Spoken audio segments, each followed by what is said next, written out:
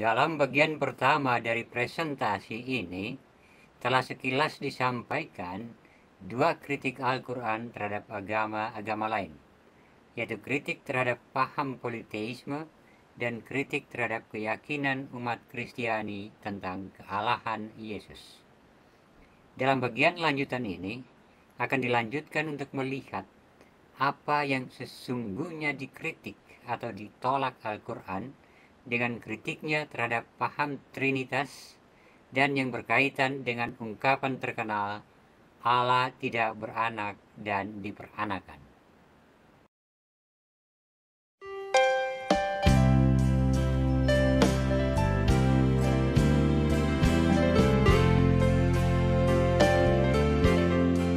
Saudara, sungguhkah Al-Quran mengkritik konsepsi Trinitas? Surat Al-Maidah ayat 73 biasanya digunakan untuk menunjuk kritik tersebut. Namun jika menilik apa yang tertulis, tampak bahwa redaksinya lebih kepada triteisme daripada Trinitas yang diyakini umat Kristiani. Ajaran Trinitas tidak menyatakan bahwa Allah itu adalah yang ketiga atau juga salah satu dari tiga. Kesan bahwa yang dikritik Al-Quran bukan Trinitas, tetapi triteisme menguat oleh Al-Maidah ayat 116. Dari ayat tersebut dapat disimpulkan bahwa Al-Quran tidak mengkritik Trinitas, tetapi triteisme yang terdiri dari Allah, Yesus, dan Maria ibunya. Kesan bahwa Al-Quran salah mengerti konsepsi Trinitas umat Kristiani menjadi sulit dibantah karena Roh Kudus atau Ruhul Kudus ditafsirkan sebagai malaikat Jibril dalam surat An-Nahl ayat 102.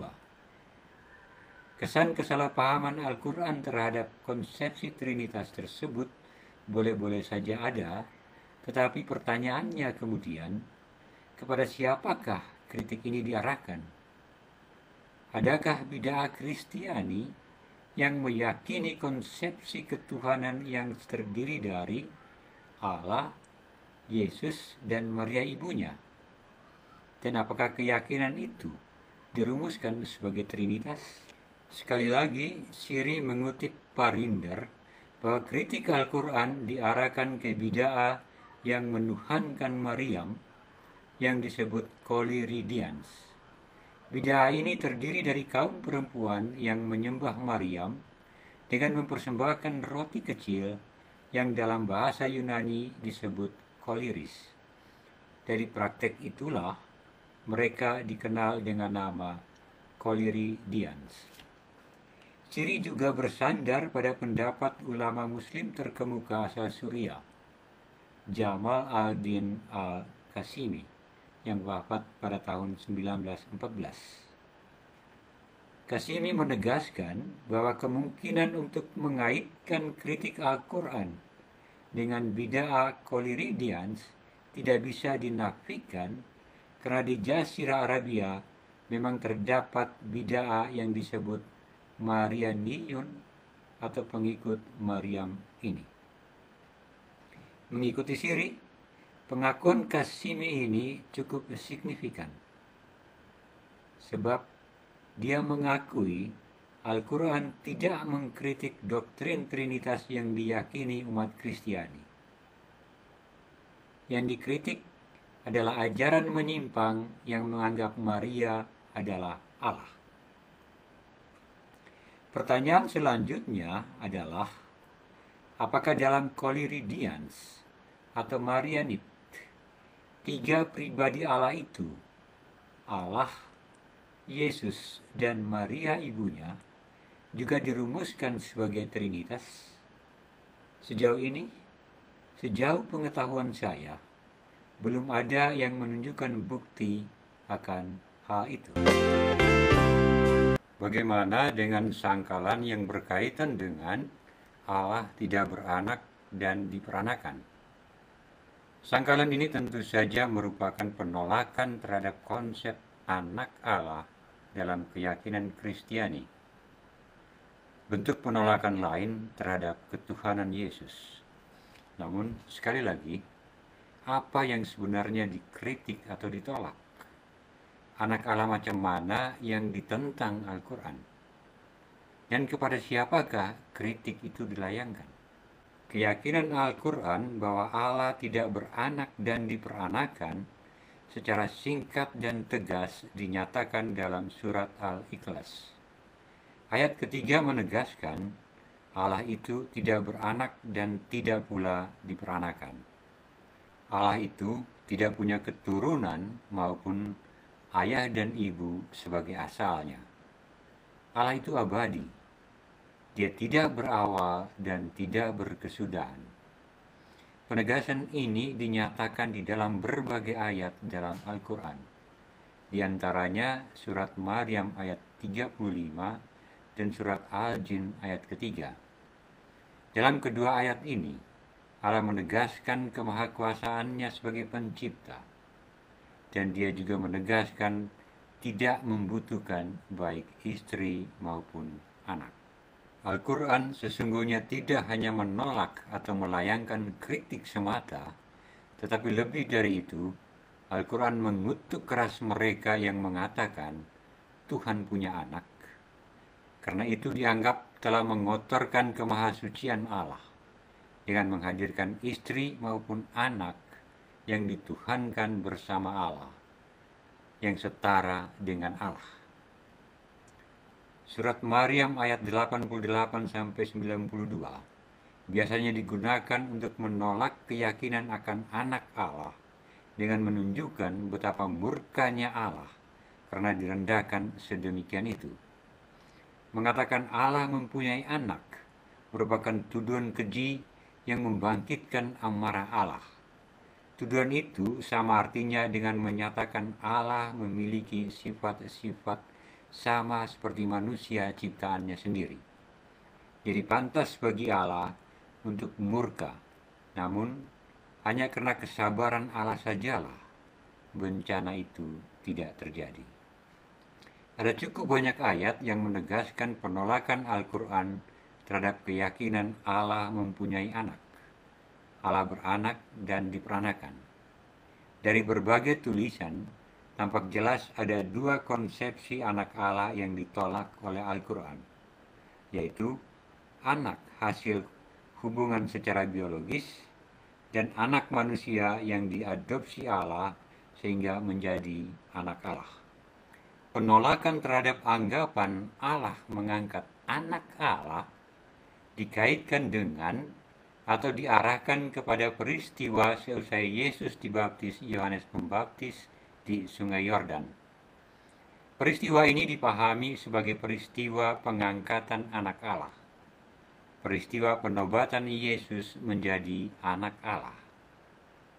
Penolakan konsepsi anak Allah yang diadopsi ini dalam Al-Quran bisa dijumpai diantaranya dalam surat Al-Kahfi ayat 4-5. Dalam surat Al-Kahfi ayat 4 dan 5, Allah membantah tuduhan sekelompok manusia kalau dia, Allah, mengambil anak. Bahkan juga mendakwa mereka sebagai orang yang tidak memiliki pengetahuan tetapi memberi kesaksian. Oleh karena itu, mereka, yaitu orang-orang yang mengatakan bahwa Allah mengambil anak, juga nenek moyang mereka adalah pendusta, karena mereka memberikan kesaksian dari apa yang tidak mereka ketahui. Untuk memperkuat bahwa Isa maupun ibunya hanyalah manusia biasa, bukan Allah, maupun telah diangkat menjadi Allah, baik Isa seorang maupun keduanya, ibu dan anak. Al-Quran kembali menegaskan dalam surat Al-Ma'idah ayat 75. Dalam ayat ini ditegaskan bahwa keduanya tidak memiliki atau dianugerahi sifat-sifat ilahi, tetapi sebaliknya mereka juga makan makanan sebagaimana layaknya manusia pada umumnya.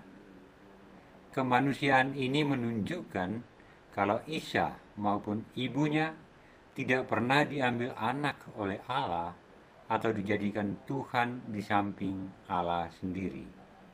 Surat Al-Maidah ayat 18 berikut semakin mempertegas pemahaman Al-Quran tentang konsep anak Allah dan anak-anak Allah yang diyakini umat Kristiani. Jika umat Kristiani meyakini diri sebagai anak-anak Allah, itu tidak berarti mereka telah menjadi Tuhan, Allah yang lain di samping Allah pencipta langit dan bumi. Bagaimana dengan pengertian anak Allah secara biologis? Surat Al-Jin ayat ketiga maupun surat Al-An'am ayat 101 tak pelak lagi menunjukkan penolakan Al-Quran terhadap konsep anak Allah yang dipahami sebagai hasil dari suatu hubungan biologis. Allah itu pencipta langit dan bumi. Segala sesuatu diciptakan oleh Dia. Allah Maha Mengetahui. Dan Allah tidak mempunyai seorang istri pun. Oleh karena itu, bagaimana mungkin Allah mempunyai anak jika Ia tidak mempunyai istri? Kedua ayat berikut ini semakin mempertegas bahwa Allah tidak mungkin berselingkuh dengan manusia. Oleh karena itu, anak yang dilahirkan Maria tentunya bukanlah Allah, bukanlah anak Allah. Seandainya jika Allah menghendaki untuk mempunyai anak, ditegaskan di sini, seandainya Allah menghendaki untuk mempunyai anak yang akan dijadikan partner, tentu bukanlah manusia. Tampak jelas bahwa kritik, penyangkalan maupun kutukan Al-Quran terhadap konsep Allah tidak beranak dan diperanakan tidak dilayangkan ke ajaran gereja atau iman Kristiani. Lalu, kepada siapakah semua itu dilayangkan? Di atas kita sudah berkenalan dengan kaum Koliridians yang menuhankan Maria Ibu Yesus. Dapat dipastikan, kritik dan kutukan Al-Quran terkait anak Allah biologis ditujukan kepada kaum ini. Sementara penyangkalan keyakinan bahwa Allah mengambil anak tampaknya diarahkan ke bid'ah adopsionisme atau yang juga dikenal sebagai monarkisme dinamik. Ajaran ini mengajarkan bahwa Yesus Kristus adalah manusia biasa yang diadopsi menjadi anak Allah. Ajaran ini muncul di kalangan Ebionit. Saudara, kita sudah melihat bahwa ajaran yang dikritik Al-Quran bukanlah ajaran gereja, bukan ajaran yang diyakini dan diimani umat Kristiani. Jadi, apa yang dilakukan oleh Oneness Pentecostalism hanyalah retorika polemik yang distortif. Di ruang debat, cara-cara seperti ini boleh-boleh saja. Tetapi ketika itu digunakan untuk mempengaruhi orang lain agar mengikuti gerakan ini, cara-cara seperti ini sama dengan memberi kesaksian palsu. Bagaimana dengan paham Oneness Pentecostalism sendiri? Jangan-jangan kritik dan sangkalan Al-Quran ternyata atas ajaran dan iman mereka sendiri. Di bagian kritik terhadap ketuhanan Yesus, telah kita lihat bahwa Al-Quran menolak ajaran yang meyakini Allah itu Al-Masih Putra Maryam. Oneness Pentecostalism percaya bahwa Allah adalah Yesus. Memang, dalam keyakinan Oneness Pentecostalism, Yesus yang dimaksud itu bukanlah manusia sejati yang dilahirkan Maria, tetapi Allah yang merasuki manusia sejati itu sejak pengurapan Roh Kudus di Sungai Yordan hingga kenaikannya ke surga. Kita juga menyinggung ajaran dualisme Nestorian yang juga ada dalam ajaran Oneness of God ini. Selain itu, Al-Quran juga menolak adopsionisme. Memang, ajaran Oneness Pentecostalism tidak sama dengan adopsionisme. Dalam adopsionisme, Putra Maria diurapi menjadi anak Allah. Sedangkan dalam Oneness of God, Putra Maria itu menjadi wadah bagi hantu Allah. Wadah manusia yang dirasuki Allah. Saya, Allen Wilayon.